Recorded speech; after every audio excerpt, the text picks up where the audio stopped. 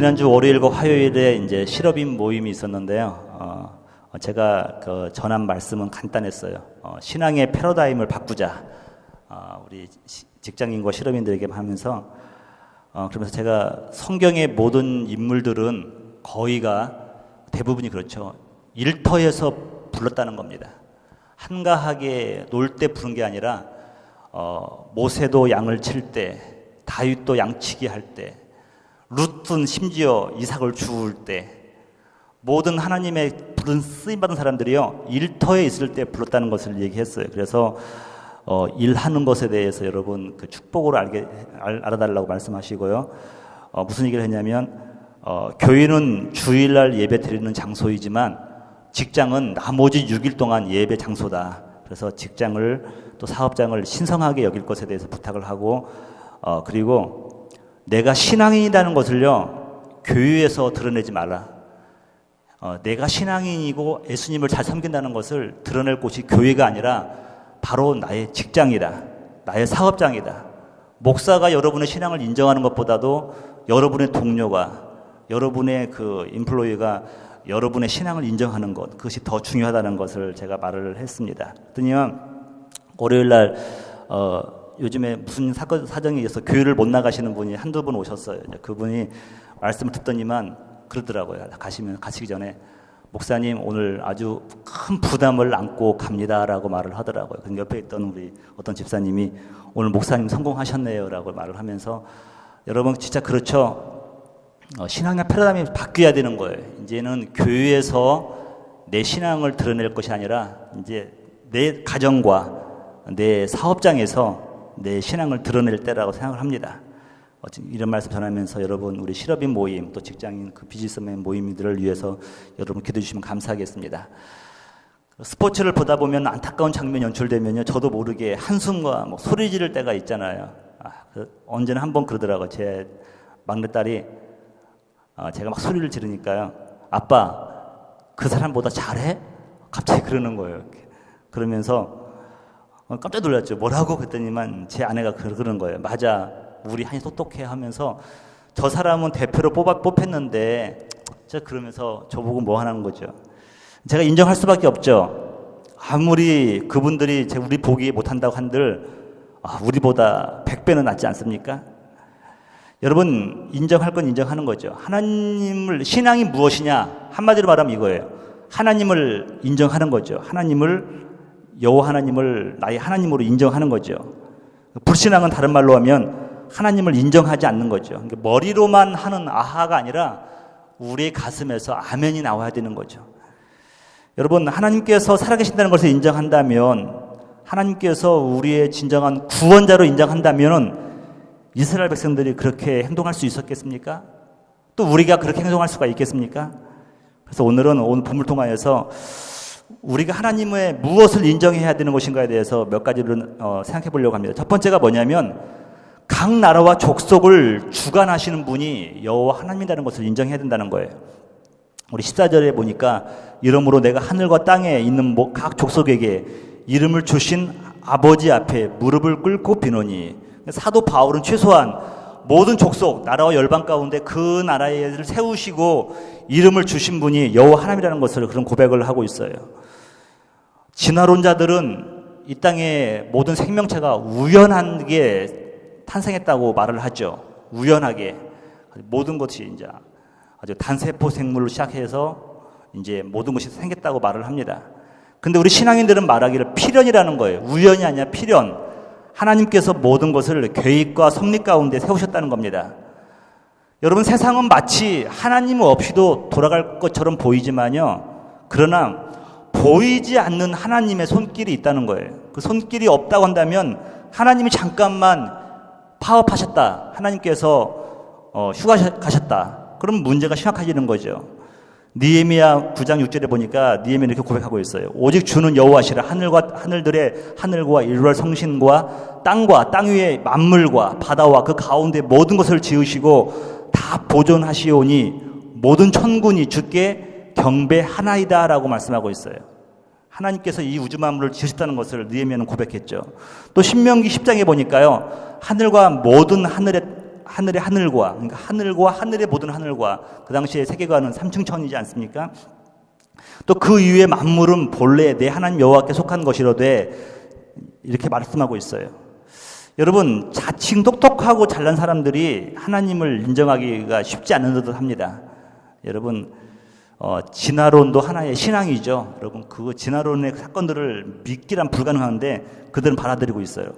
여러분, 그 사람들의 말을 잘 들어보면요, 하나님은 없고 자신이 그 위치에 올라가 있는 것을 많이 발견하게 됩니다.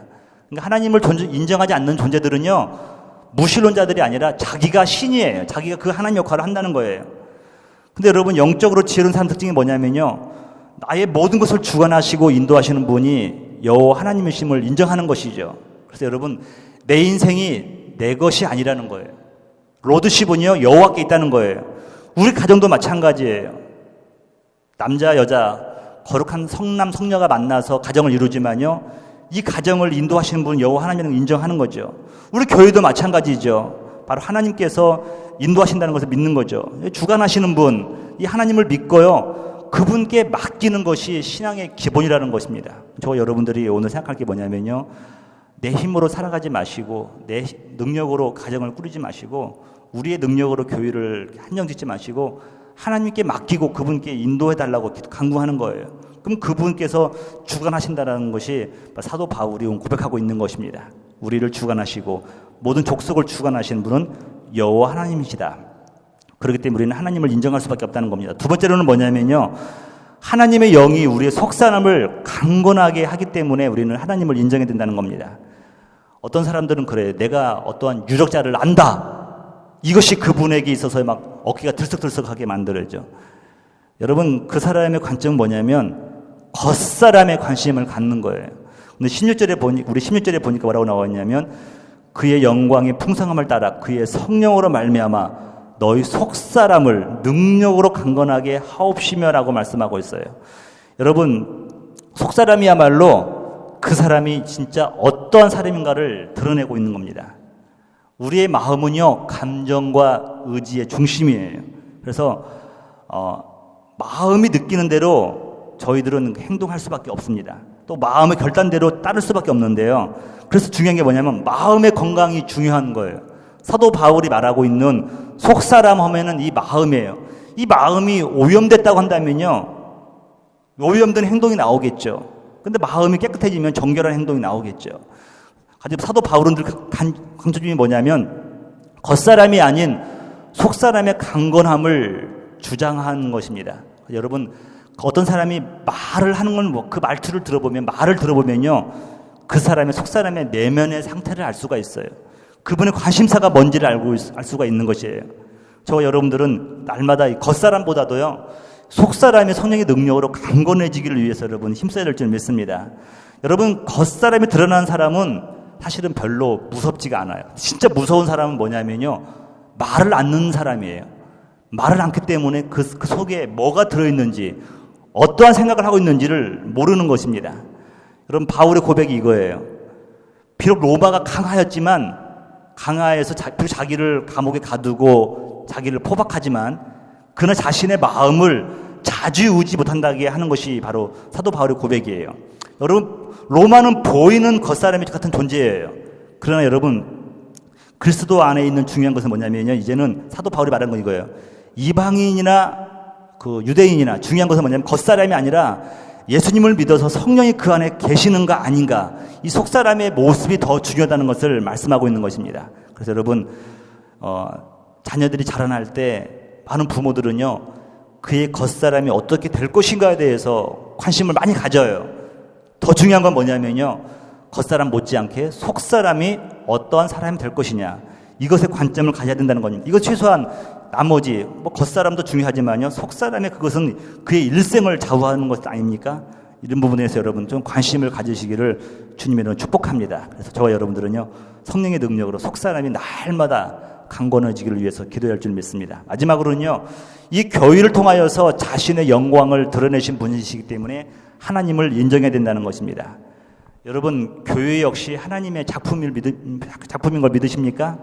그래서 여러분, 이 교회라는 것이 사람에 의해서 좌지우지되면 안 돼요. 실상 몇몇 개척 멤버라고 있잖아요. 그런 사람들에 의해서 교회가 세워졌을지라도 여러분 인정할 건 뭐냐면요. 하나님께서 그분들을 통해서 세우셨다는 것을 인정해야 돼요. 그래서 여러분 중요한 건 뭐냐면 사람의 모습들은 사라져야 돼요. 사람의 모습은 사라지고 오직 하나님의 모습만 드러날 때 그 교회가 아름다운 것입니다. 여러분 교회에 대한 사도 바울의 신념은 확실해요. 건물을 초월해서 하나님이 세우신 거룩한 그리스도의 몸으로 인식했다는 겁니다. 이 그리스도의 몸은 하나님만이 세울 수가 있는 거예요. 그래서 에베소서 1장 23절에 보니까요. 교회는 그의 몸이니 만물 안에서 만물을 충만하게 하시는 이의 충만함이라고 말씀하고 있어요. 이 교회 안에는 모든 그리스도의 충만함이 다 갖춰 있지 않습니까? 그래서 교회는요.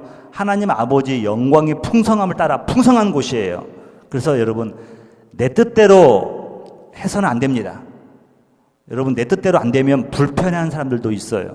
참 안타까운 거죠. 근데 중요한 건 뭐냐면 사실 축복이 뭐냐면 이거예요. 목사 뜻대로도 안 돼야 돼요. 장로님들 뜻대로도 안 돼야 돼요. 사람의 뜻대로 안 되는 것이 축복이에요.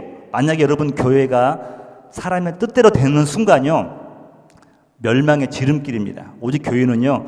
그리스도의 뜻대로만 돼야 되는 거예요. 하나님의 풍성한 뜻대로만 돼야 되는 것이에요. 왜냐하면 하나님이 세우신 것이기 때문에 그래요.